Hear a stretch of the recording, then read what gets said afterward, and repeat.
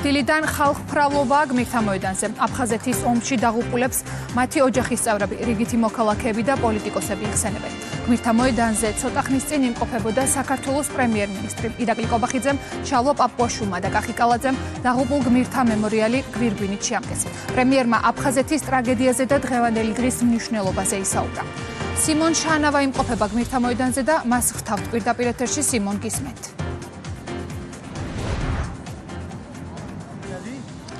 საქართველოს უახლესი ისტორიის ერთ-ერთი ყველაზე მძიმე თარიღი 27 სექტემბერი, თარიღი, როდესაც სოხუმი დაეცა და რომელმაც არაერთი ადამიანის ცხოვრება სამუდამოდ შეცვალა. 1992 წელს დაწყებული ომი ზუსტად 13 თვე და 13 დღე გაგრძელდა და საბოლოოდ სოხუმის დაცემით დასრულდა.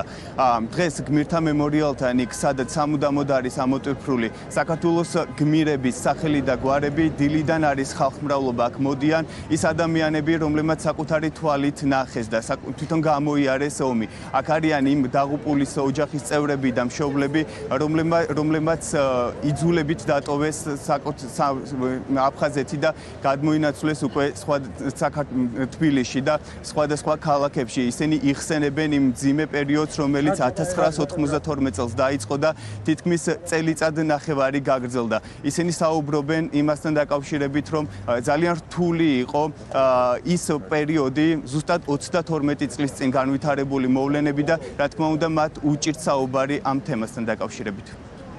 იყო გაუსაძლის მდგომარეობა. წელიწადი და 3 თვე მე თვითონ ვიყავი ცეცხლში. ჩემი დიშვილი დაიღუპა გამოსვლის დროს. გამოდიოდნენ 27-ში, შეხვდა მტერი წინ და გაუხსნეს ცეცხლი და დარჩა იქ ველზე. უკვდავი არის ჩვენი ბიჭების სახელები, ჩვენი გმირი ბიჭების სახელები, რომლებიც სამშობლოს იცავდნენ, რომლებიც ქვეყნის ერთიანობისთვის დაეცნენ.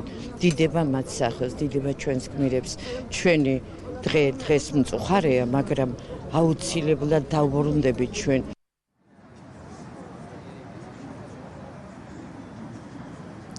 დღეს გმირთა მემორიალზე იმყოფებოდა საქართველოს პრემიერ-მინისტრი ირაკლი კობახიძე, ასევე პარლამენტის თავმჯდომარე ჩალვა პაპუაშვილი, დედაქალაქის მერი კახი კალაძე. გაჟღერდა საქართველოს ეროვნული ჰიმნი. საქართველოს პრემიერ-მინისტრმა ისაუბრა ზუსტად 32 წლის წინ განვითარებულ მოვლენებთან დაკავშირებით და აღნიშნა, რომ აფხაზეთის ომი ეს არის საქართველოს ტრაგედია.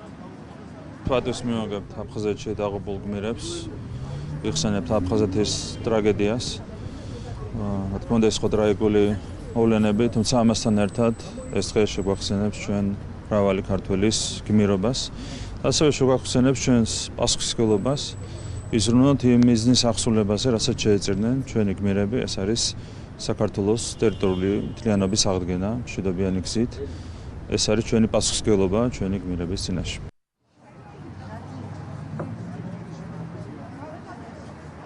დღეს ასევე გმირთა მემორიალთან იმყოფებოდა აფხაზეთის ავტონომიური რესპუბლიკის თავმჯდომარე, რომელმაც ისაუბრა 32 წლის წინ განვითარებულ მოვლენებთან დაკავშირებით და მან იმედი გამოთქვა, რომ საქართველოს ტერიტორიული მთლიანობა აღდგება. ჩვენ ყველა ერთად ვიხსენებთ საქართველოს უახლეს ისტორიაში ყველაზე მძიმე დღეს, სოხუმის დაცემას. ჩვენი ვალია, რომ გვახსოვდეს ჩვენი გმირების ისტორია და მათი ოცნება ერთიან საქართველოზე აუცილებლად ახდება და ენგურის ხიდი, რომელიც დღეს გამოგონილ საზღვრად არის ქცეული, აუცილებლად გახდება გაერთიანებული საქართველოს სიმბოლო. რადგან წარმოუდგენელია საქართველო უაფხაზეთოთ და აფხაზეთი უსაქართველოთ. მე მჯერა მწამს, რომ თითოეული დევნილი, დროებით დევნილი და მათ შორის მეც აუცილებლად დავბრუნდები ჩვენ მიწაწყალზე და აფხაზ ძმებთან და დებთან ერთად ჩვენ სამშობლოს შევქმნით უკეთეს მომავალს. 27 სექტემბერი არის დღე, რომელიც თითოეული ჩვენგანისთვის არის ერთ-ერთი უმძიმესი თარიღი. ჩვენი ქვეყანა არის გმირების სამშობლო. ბევრმა ჟამმა გაიარა 32 წელია უკვე გასული და ჩვენ უკვე ვიცით ხედვა და სტრატეგია, როგორი უნდა იყოს ეს ქვეყანა ერთიანი და ძლიერი. კიდევ ერთხელ უსამძიმრებ თითოეული ჩვენი ქვეყნისთვის ბრძოლაში დაღუპული ადამიანების ოჯახს, უსამძიმრებ თელ ჩვენ ქვეყანას.